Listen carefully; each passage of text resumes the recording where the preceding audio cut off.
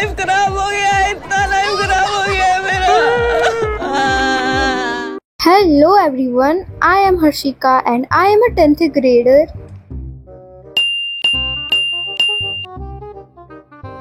आज है हमारे चैलेंज का डे 3। तो आज है 5 जून। वैसे ये वीडियो 4 जून को बनने वाली थी, बट मेरे घर पर गेस्ट आ गए थे तो इस वजह से उस दिन मैंने कुछ भी नहीं रिकॉर्ड किया था। इसलिए ये जो हमारा डे 3 वाला चैलेंज है ये मैं आज 5 जून को कर रही हूँ। एंड यहाँ पर मैं सबसे पहले कर रही थी अपना स्कूल का वर्क कंप्लीट। अच्छा। तो जो हमारे स्कूल का लास्ट डे था समर वेकेशन के पहले, तो उस दिन हम लोग को कुछ क्वेश्चन आंसर स्टिक करवाए गए थे बुक में, तो वही मैं अपनी स्कूल की कॉपी में नोट कर रही थी प्रॉपरली। एंड इस तरीके से मेरा जो भी स्कूल का पेंडिंग वर्क था वो सब कुछ कंप्लीट हो चुका है और अब बचेगा सिर्फ हॉलीडे होमवर्क। तो आज यहाँ पर मेरी नानी जी घर पर आई हुई थी, तो आज हम लोग बना रहे थे आटे वाली सिवई। तो इसकी एक मशीन टाइप की आती है, तो उसको हम लोग ने पहले तो स्टूल में लगा लिया था और फिर जो उसका हैंडल है उसको एंटी क्लॉकवाइज घुमाना होता है एंड देन आगे से आटा भरा जाता है और नीचे से सिवैयाँ बन के तैयार हो जाती है। उसको फिर हवा में थोड़ी देर रख दिया जाता है ताकि वो सूख जाए। और यहाँ पर देखो कितनी सारी आटे वाली सिवैयाँ बन के तैयार हो चुकी है और ये अभी सूख रही है। तो कल भी हम लोग ने सिवई बनाई थी, तो वो सिवई जो सूख गई थी, तो आज सुबह उसका ब्रेकफास्ट हो गया था, उसकी खीर बन गई थी और अभी शाम को यहाँ पर बनकर तैयार हो गई थी नमकीन सिवई। और कुछ इसी टाइप से चाउमीन भी बनाई जाती है।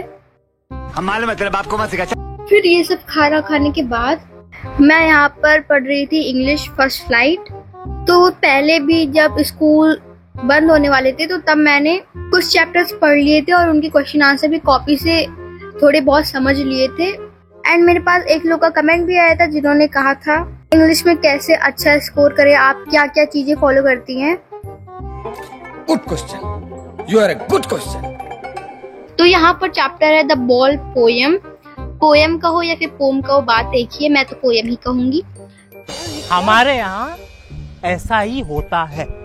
As I told you in my previous videos कि मेरा सेक्शन चेंज हुआ है, मतलब मेरा क्या सभी बच्चों का चेंज हुआ है। सेक्शन चेंज होने की वजह से जो टीचर्स थे वो भी चेंज हुए कि हर सेक्शन में अलग अलग टीचर पढ़ाते हैं। तो जो हम लोग को टीचर पढ़ाते हैं उन्होंने हम लोग को काफ़ी सारी टिप्स दी हैं जो कि अब मैं आप लोगों को भी बताऊंगी। जैसे कि यहाँ पर मैंने जो इतनी खिचड़ी पकाई है ये उन्हीं की वजह से ये पॉसिबल हो पाया है, क्योंकि जैसे कि यहाँ पर What is the boy now, इसमें एसोनेंस यूज हुआ है। तो यहाँ पर जैसे कि ये ओ लिखा है तो इसका एसोनेंस यूज हुआ है। एंड ये आई का मीन्स यहाँ पर क्या है, आई का मीन्स यहाँ पे पोएट है जो कि ऑब्जेक्टिव ऑब्जर्वर है। तो एंड वो बोर्ड पे सब कुछ लिखते जाते हैं और समझाते जाते हैं, तो वही मैं अपनी बुक में भी नोट डाउन करती रहती हूँ जितनी भी स्पेस रहती है। एंड इस तरीके से जो है मैं अपनी प्रिपरेशन भी करती हूँ लास्ट मोमेंट पे कि मुझको कोई चैप्टर अभी रिवाइज कर दे तो डायरेक्ट मैं इसको ये पढ़ती जाऊंगी लाइन, और लाइन के साथ साथ यहाँ पे जितने भी मैंने मार्क्स बनाए हुए हैं उसको भी पढ़ती जाऊंगी। तो ये पूरा चैप्टर मुझको रिवाइज भी हो जाएगा और सबको समझ भी आ जाएगा। एंड इससे क्या होता है, मैं आंसर राइटिंग भी काफ़ी अच्छी बना लेती हूँ। जैसे कि यहाँ पे कुछ वर्ड्स यूज है, इंट्रूड हुआ है, जैसे कि एपिस्टेमोलॉजी लिखा हुआ है। एंड ये सब चीज़ें मैं अपने अगर आंसर राइटिंग में यूज़ करूँगी तो मुझको काफ़ी अच्छे मार्क्स मिलेंगे। तो यही मैं टिप देती हूँ कि जो भी आपके टीचर आपको पढ़ा रहे हैं आप उनको ब्लाइंडली फॉलो करो, अगर मैं इंग्लिश की बात करूँ तो। एंड यहाँ पर भी ये जो एनी वाला चैप्टर है यहाँ पर भी मैंने ऐसे ही किया है, जो भी उन्होंने लाइन बताई वो सब मैंने अंडरलाइन की है।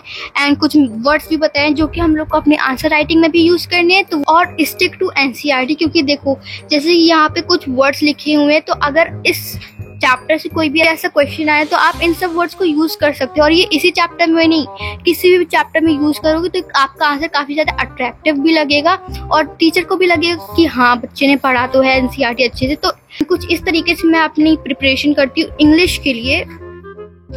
एंड अभी मेरे स्कूल में सिर्फ ये अमेंडा वाले चैप्टर तक पढ़ाया गया है। एंड हर टीचर का अलग अलग मेथड होता है पढ़ाने का। तो पहले तो मुझको इनका समझ नहीं आता था, लेकिन फिर धीरे धीरे करके मुझको समझ आने लगा। और अगर आपके साथ भी ऐसा होता है लेकिन आपको कुछ भी नहीं समझ आ रहा है तो फिर आप कृति दी की स्कोर 100 बुक भी यूज़ कर सकते हैं, क्योंकि इसमें जो भी मैंने चीज़ें बताई वो सब इस बुक में है। एंड इसी वजह से मैं इस बुक से 2 स्टोरीज अबाउट फ्लाइंग वाला जो चैप्टर है उसमें 2 पार्ट है, ब्लैक एरोप्लेन और एक द सीगल वाला। तो मैं वो यंग सीगल वाला रिवाइज कर रही थी। एंड जैसा कि मैंने बताया कि ये आप लोग यूज़ कर सकते हो तो मैं दिखा देती हूँ। इसमें देखो कई सारी मीनिंग थी जो आप अपनी आंसर राइटिंग में भी यूज़ कर सकते हो और इससे आपकी वोकैबुलरी भी काफ़ी ज़्यादा स्ट्रांग होगी। एंड इसी वजह से मुझको स्कोर 100 की इंग्लिश वाली बुक सबसे ज़्यादा पसंद है। मतलब इंग्लिश के लिए जो भी चीज़ें इंपॉर्टेंट होती है वो सब कुछ इस बुक के अंदर है, लाइक थीम, कैरेक्टर, सब कुछ। फिर इस बुक से रिवीजन करने के बाद मैंने उठा ली थी इंग्लिश की वर्कबुक, जिसमें हमारा 2 स्टोरीज अबाउट फ्लाइंग वाला चैप्टर है, उसके क्वेश्चंस प्रैक्टिस कर रही थी। तो इसमें काफ़ी सारे क्वेश्चन है जैसे कि हम लोग को अपने एग्जाम में भी देखने को मिलते हैं, like extract based question, short answer, long answer, like everything is there. But मैंने सिर्फ द यंग सीगल वाला चैप्टर पढ़ा था तो मैं उसकी प्रैक्टिस कर रही थी। एंड जैसे कि जो एक्सट्रैक्ट बेस्ड वाले क्वेश्चन थे वो सारे क्वेश्चंस तो मैंने बुक में ही कंप्लीट कर लिए थे, उसी में टिक कर लिए थे मैंने। एंड जो शॉर्ट आंसर और लॉन्ग आंसर क्वेश्चन थे वो सब मैं एक दूसरी रफ कॉपी में लिख रही थी। And a reminder for you कि जल्दी से मेरे चैनल को सब्सक्राइब करो। एंड फिर मैंने द यंग सीगल वाले चैप्टर के जो क्वेश्चन थे उसी को प्रैक्टिस किया था। एंड फिर एक बार पीछे से चेक भी कर लिया था कि क्या मैंने आंसर्स उसी फॉर्मेट में और सही से लिखे भी हैं कि नहीं।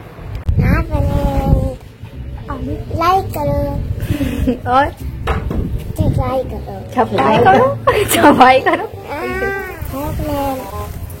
आगे सब्सक्राइब करो, क्या करो।